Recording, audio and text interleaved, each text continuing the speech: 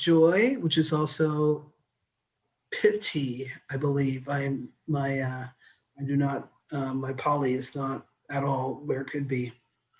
Recollecting, basically it just gives a definition. Recollecting the Buddha, the Dharma, the Sangha, one's virtue, one's acts of generosity, heavenly beings, and the peace of realization. Avoiding rough people and associating with refined people, reflecting on inspiring discourses, inclining the mind accordingly. One of the ways that I opened earlier was talking about how there's lots of opportunities to find something to make us feel pain, discomfort. Right? The news is filled with it. People are willing to talk about it. And yet there's also as many opportunities to find joy and to find peace and find ease. And it's because of the way that our culture goes, it's sort of our responsibility to call it out and seek it out. I don't know if anyone else has noticed, but when Netflix first started, there was like an array of different kinds of movies and shows that were available. And over the years, the number of violent shows has outnumbered all of the other shows that are available. And what's happening is not Netflix is not going, let's make some violent movies and put it out there. But just like when you hit like on Facebook or YouTube, they create more of what you're asking for, more of what you know you like. So when we focus on and are entertained by violence, we're sort of calling more violence in. So I just want to name this. Let's see. I'm going slow because I didn't write a talk. I'm making it up as I go. You walk into a room. You ever walk into a room and you can like feel what's happening? You can, sometimes you can feel the heaviness of it, especially right at work, particularly that can happen. Sometimes you can walk into a room and you can feel the joy. Sometimes a person can walk into a room and change everything. Right? This person walks in, maybe we're focused on them, whatever it is, it might be a physical thing that first draws us in, but there's something about their energy that shifts everything. So, and so if we decide to focus on that person, let's say that person is joyful, and we decide to focus on that person, we begin to experience different levels of joy. Just like if someone comes in and they're grouchy and they're sort of shaking stuff up in a way that's a little uncomfortable, and we focus on them, we begin to experience agitation in our bodies. So in this way, we're also not just, it's not that we're taking in what's happening, but we're also creating what's happening. And we create what's happening by focusing on where we choose to focus. Don't worry, this will come back around.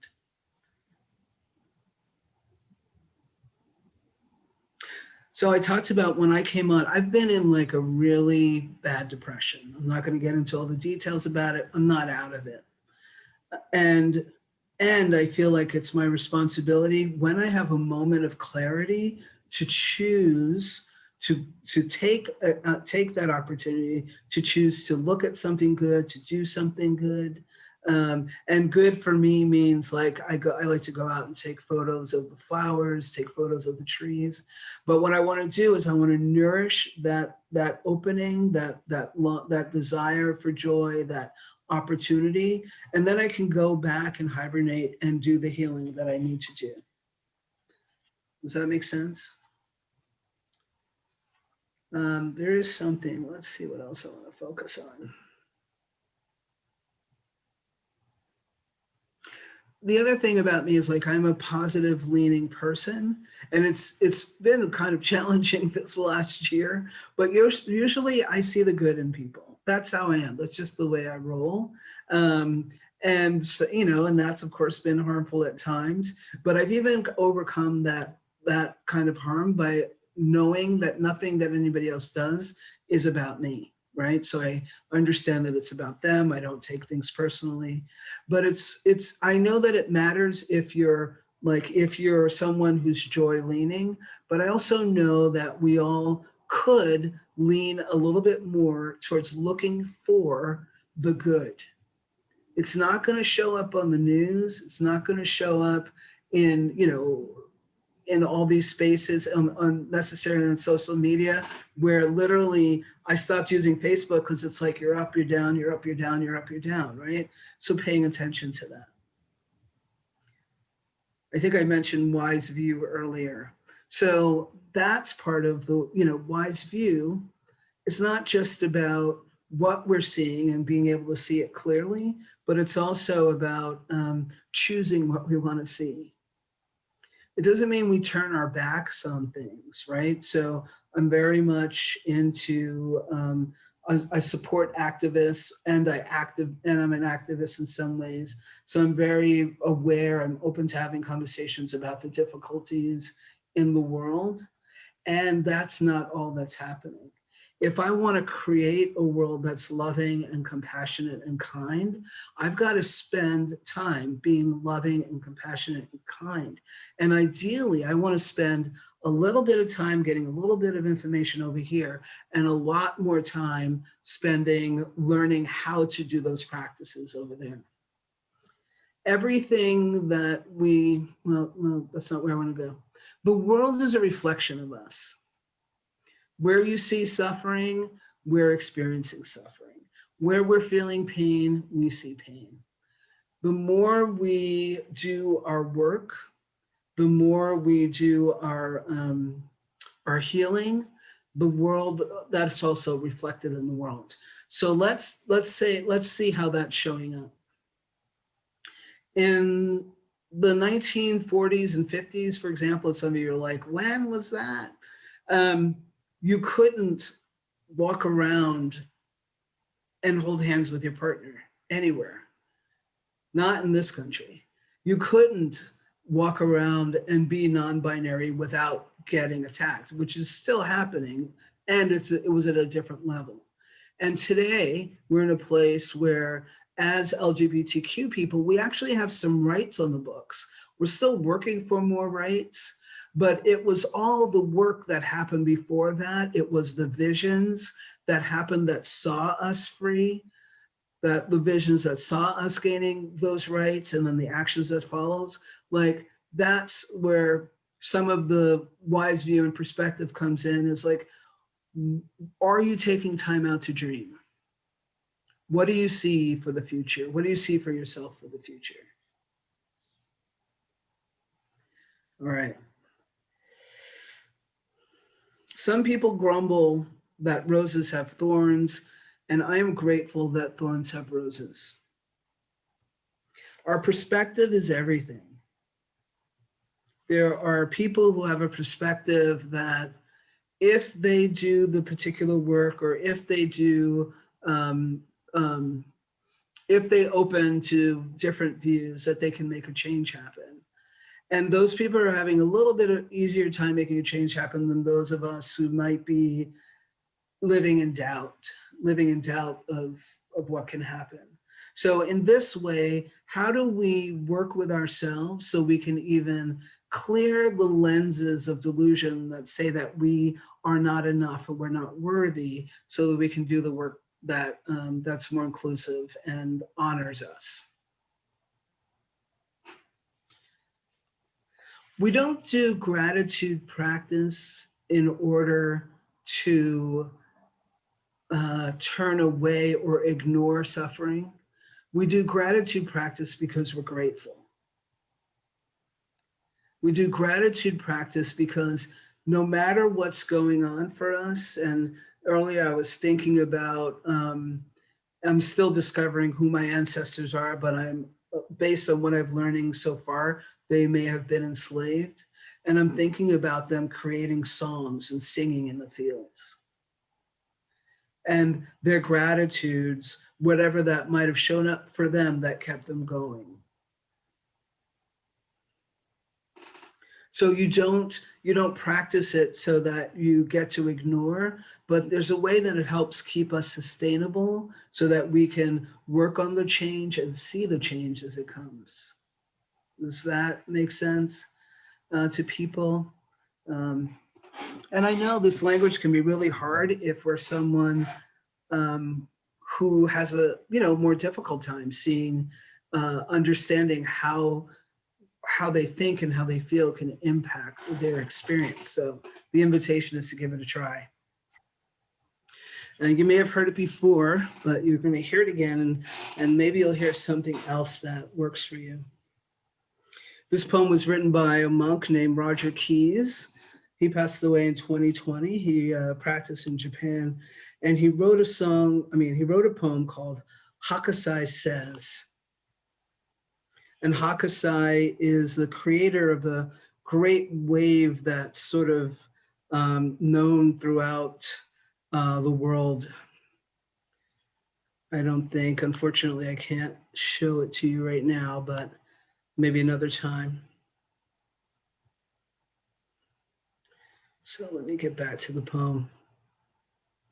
Hakusai says, look carefully. He says, pay attention, notice. He says, keep looking, stay curious. He says, there is no end to seeing. Hakusai says, look forward to getting old. He says, keep changing. You just get more of who you really are. He says, get stuck, accept it, repeat yourself as long as it is interesting. He says, keep doing what you love. He says, keep praying. Hakusai says, every one of us is a child. Every one of us is ancient. Every one of us has a body.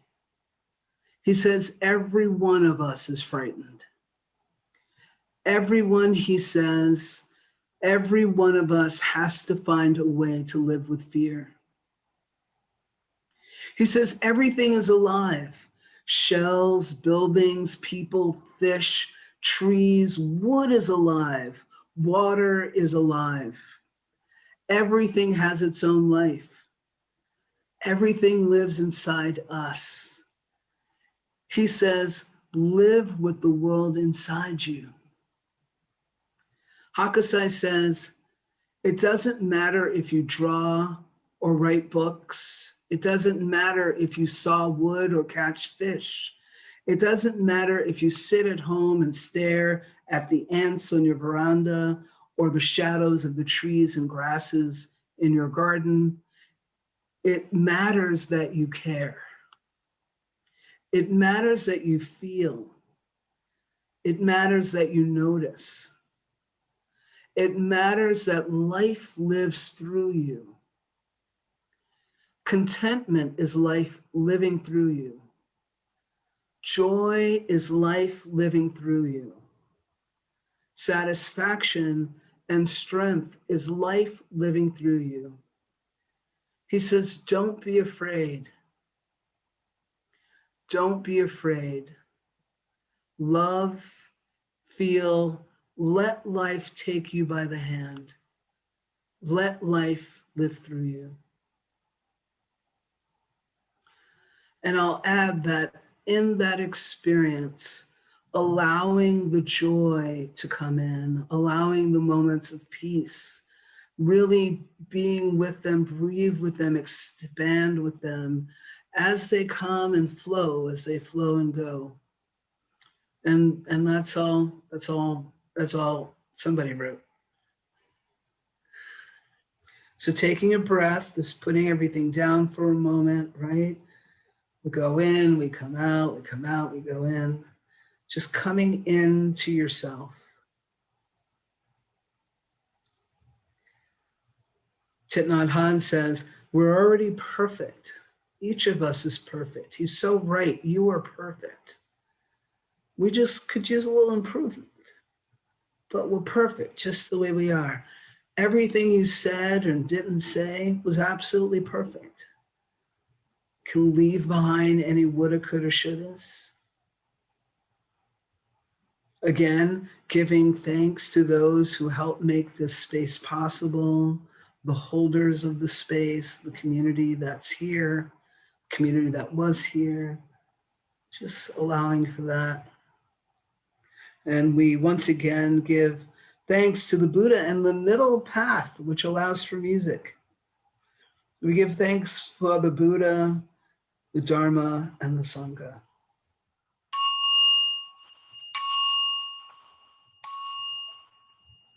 And thank you so much for your practice.